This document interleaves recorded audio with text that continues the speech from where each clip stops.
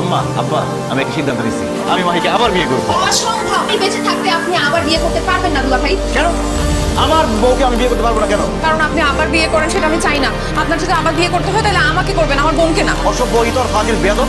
ওই দিন যে তোমাকে পার্কের মধ্যে থাপড়াইতে বলে গেছো, তুমি আমার শালী, তোমাকে আমি কেন বিয়ে করবো? তোমাকে তো বলছি একটু অপেক্ষা করো, আমাদের বিয়ের পরে তোমাকে বিয়ে দিয়ে দেবো। একদম বিয়ের জন্য অস্থির হয়ে গেছো।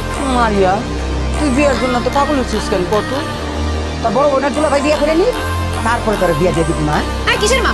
আপনি আমাকে মামা করতেছেন কেন? একদম উল্টাপাল্টা কথা বলবেন না কিন্তু। কত বড় বেয়াদব, মার মুখে মুখে কথা বলে আবার মাকে ধমক দেয়। যাও এখান থেকে, যাও। না আমি যাবো না, আমি শেষবারের মতো বলতেছি, আপনি যদি আমার বোনকে বিয়ে করেন তাহলে কিন্তু আমি কলাই ধরে দিয়ে মরে যাবো। আমি তোমাকে দড়ি কিনে দিব, তারপরে এখান থেকে যাও, যাও এখান থেকে। তুই চুপ করে দাঁড়াছিস কেন? তুই করে বিয়ে করবি? অবশ্যই আমাকে বিয়ে করবে। আমার বউ আমাকে বিয়ে করবে না, কাকে বিয়ে করবে? কি তুমি আমাকে বিয়ে করবে না? অবশ্যই, কেন করবো? আপু আলমগীর আরেকটা বিয়ে করতেছে। তুই তার বউ, তুই থাকতে আলমগীর আবার আরেকটা বিয়ে কাকে করছে? কাকে আবার? যাকে সে বউ মনে করতেছে, মারিয়াকে বিয়ে করতেছে। কি উল্টাপাল্টা কথা বলতেছিস তুই? আলমগীর কেন মারিয়াকে বিয়ে করবে? আপু কেন বিয়ে করবে বুঝতেছো না? সে মারিয়াকে মনে করতেছে আমি, তার তো স্মৃতিশক্তি নষ্ট হয়ে গেছে। ও মারিয়াকে বলতেছিল এটাকে তো পালায় বিয়ে করছি, এবার আমরা ধুমধাম করে বিয়ে করবো। আমি এগুলো সব শুনে ফেলছি আব্বু, আমি বাধা দিয়েছিলাম কিন্তু আমার বাধা কাজ হয় নাই। আমাকে মারিয়া মনে করে ধাক্কা দিয়ে বের করে দিয়েছে। আব্বু আম্মু, আমি আলমগীরকে অনেক ভালোবাসি, ও যদি আমার ছোট বোনকে বিয়ে করে তাইলে কিন্তু আমি আত্মহত্যা করবো। না রে মা, ভুলেও এমন কথা মুখে আনিস না। আমরা তো বাবা মা এখনো বেঁচে আছি, আমাদের দুইটা মেয়ের জীবন এইভাবে নষ্ট হতে দিতে পারি না। শোনো, তোমার 1 কোটি টাকা চিন্তা বাদ দাও। আলমগীর যদি মারিয়াকে বিয়ে করে ফেলে তাহলে আমার 2টা মেয়ের জীবন নষ্ট হয়ে যাবে। শোনো, আমরা আলমগীরের সামনে যাই, পুরো সত্যিটা তার কাছে তুলে দিই যে আমরা দুজন তার শ্বশুর শাশুড়ি, মাহি তার বউ, মারিয়া তার শালী, আর ওই 2জন ভদ্রমহিলা আর ভদ্রলোক তার কেউ না, একজন দারোয়ান আর একজন কাজের বুয়া। একদম ঠিক বলছো। দরকার হয় জোর করে আলমগীরকে বুঝাইতে হবে যে আমরা যে ওর আসল শ্বশুর শাশুড়ি, মারি তার আসল বউ। কিন্তু ডাক্তার যে বললো আমরা যদি জোর করে আলমগীরকে আমাদের কাউকে চিনাতে চাই তাহলে সারা জীবনের জন্য ওর স্মৃতিশক্তি শেষ হয়ে যাবে। শেষ হয়ে গেলে যা, কিন্তু আমাদের মেয়েদের জীবন তো আমি এইভাবে নষ্ট হইতে দিব না। চল এখনই তাদের বুঝাবো। এবার চাচা, দুলে চাচি, আমার স্মৃতিশক্তি হারানোর অভিনয় কি ঠিকঠাক হচ্ছে? আরে হইতাছে মানে একদম ঝাক্কাস হইতেছে। আচ্ছা, আমি যে বড় লোকের অভিনয় করতেছি, সারা চরিত্রে অভিনয় করতেছি, লেগে হইতেছে। বাবা, এই যে আমি যে ম্যাডামের চরিত্রে অভিনয় করতেছি, আমার অভিনয়টা কি হইতেছে? আরে আপনাদের দুজনের অভিনয় খুব ভালো হইতেছে, দেখে বোঝাই যায় না আপনারা কাজের মহিলা ছিলেন আর দারোয়ান ছিলেন, দেখে মনে হয় আপনারা ম্যাডাম। শুধু মাঝে মধ্যে একটু ওভার একটু করে ফেলেন।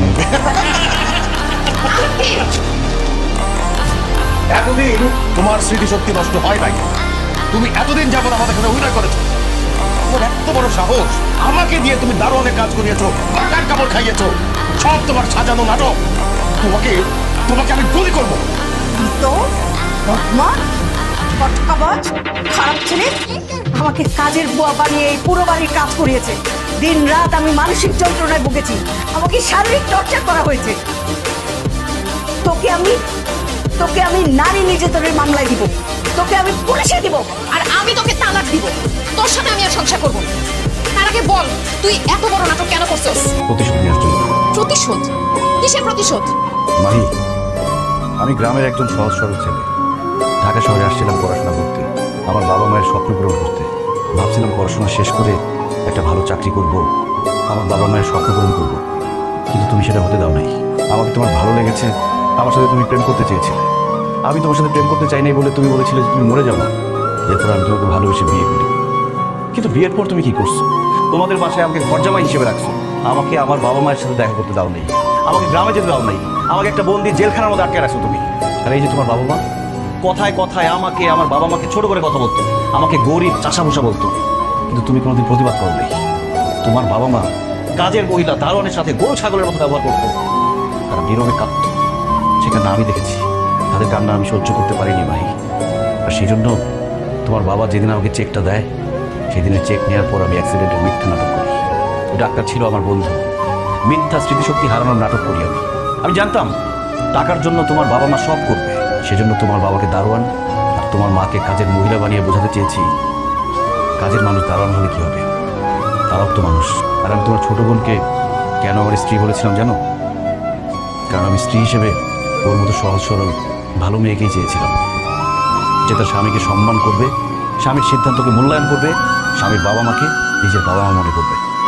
স্বামী স্ত্রীর সম্পর্ক যে বিশ্বাস আর ভালোবাসার মধ্যে টিকে থাকে সেটা বোঝানোর জন্য আমি এত কিছু করেছি। দেলোয়ার চাচা, জুলেখা চাচি, মারিয়া, তাদের কোনো দোষ নেই। তারা শুধু এতদিন অভিনয় করেছে আমার জন্য। স্যার, এতদিন ধরে আমি আপনার বাড়ির গেটের দারোয়ান। আপনার বাড়ির জান মাল সব নিরাপত্তার দায়িত্ব আমি নিয়েছি, কিন্তু আপনি আমার সাথে সব সময় খারাপ ব্যবহার করতেন, আমারে উষ্টালাতি দিতেন। আমার খুব কষ্ট হতো স্যার, আমি নীরবে কাঁদতাম। বিশ্বাস করুন স্যার, আমি কাঁদতাম আর ভাবতাম আপনি যদি কোনোদিন আমার এই কষ্টটা বুঝতেন। শুধুমাত্র আপনারে আমার এই কষ্টটা বোঝানোর লেগেই আমি জামাই কথা রাজি হয়েছি। ম্যাডাম, ছোট্টকালে মা বাপ সব মরে গেছে, আপনাকে বাড়িতে কাম করতে আসছি, তখন আপনারা আমি পয়েন্ট মনে করেছি, আর স্যার আমার নিজের ভাই মনে করছি। আর আপনার মাইয়া মারিয়ারে আমার নিজের মনে কইটা মানুষ করছি, অগরের লালন পালন করছি, অগরে খাওয়াইছি, পড়াইছি, এই সংসারের সব কিছু দেখাশোনা করছি। আপনারা আবার নিজের আপন বোন মনে করছি, কই আপনার সেবা যত্ন করছি, আপনার সংসারটা আগলায় রাখছি, সমস্ত কাম করছি। কিন্তু ম্যাডাম, আপনি কখনো আপন মনে করেন নাই, আপনি কখনো ভাবেন নাই আমি আপনার পরিবারের কেউ।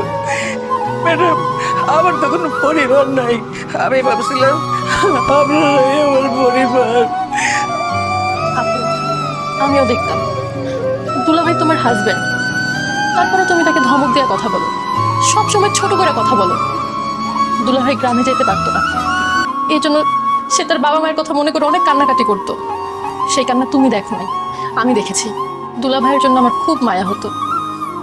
আর আব্বু আম্মু, তোমরা যখন দেলোয়ার চাচা আর জুলেখা আন্টির সাথে খারাপ ব্যবহার করতা, আমার তাদের জন্য অনেক মায়া হতো।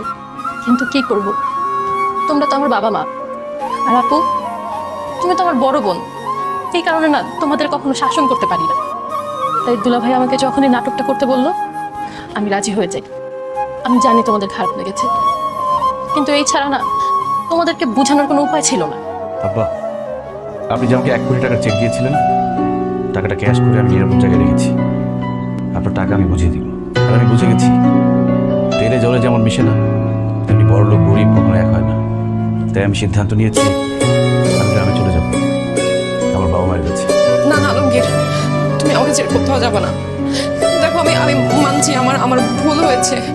স্ত্রী হিসেবে তোমার সম্মান, তোমার মর্যাদা, তোমার এই ব্যাপারগুলো আমার বোঝা উচিত ছিল। তোমাকে জোর করে তোমার মতের বিরুদ্ধে গিয়ে তোমাকে ঘর জামাই রাখা আমার উচিত হয়নি। আমি এখন বুঝতে পারতেছি যে তোমাকে ঘর জামাই রাখাতে শুধুমাত্র তুমি ছোট হও নাই, আমি নিজেও ছোট হয়েছি। বাবা মা, শ্বশুর শাশুড়ির কাছ থেকে তোমাকে দূরে রেখে আমি অনেক বড় অন্যায় করছি। তাই আমিও গ্রামে যাব, গ্রামে গিয়ে শ্বশুর শাশুড়ির সেবা যত্ন করবো। তুমি প্লিজ আমাকে ছেড়ে যেও না, আমাকে একটা সুযোগ দাও। জুলেখা আর দেলোয়ারকে আজ থেকে আমি ফ্যামিলি মেম্বার মনে করব, আমার ভাই বোন হিসেবে মেনে নিব। তুমি তুমি আমার মেয়েটাকে রেখে যেও না, আমার মেয়ে তোমাকে খুব ভালোবাসে। আর আমি তোমাকে কথা দিচ্ছি, আমি কখনোই জুলেখা দেলোয়ার ওদের সঙ্গে খারাপ ব্যবহার করবো না। আমাকে তুমি মাফ করে দাও প্লিজ, প্লিজ। আব্বা আম্মা, আমার কাছে আপনাদের ক্ষমা চাওয়ার দরকার নেই। যাদের সাথে আপনারা খারাপ ব্যবহার করেছেন, দিনের পর দিন যাদের অত্যাচার করেছেন, সেই দেলোয়ার চাচা জুলেখা চাচির কাছে ক্ষমা চান।